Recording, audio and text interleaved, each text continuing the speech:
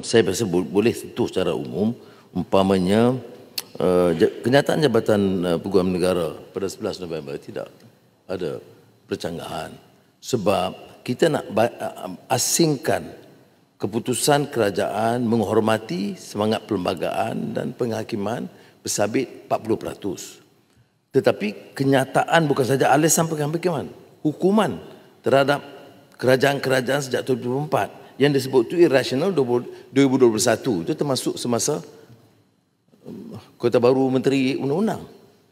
Dia kena ingat itu serius. Apakah Kota Baru nak terima tuduhan itu?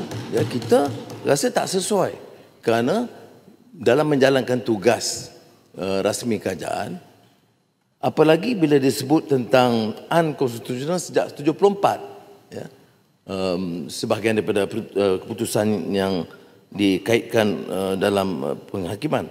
Jadi alasan dan juga substantive order itu kita rasa perlu dirayu dan beberapa rekod itu harus di-expunge kerana dia, ya, kita rasa tak adil, tak tepat kerana menghukum semua kerajaan-kerajaan. Itu satu perkara.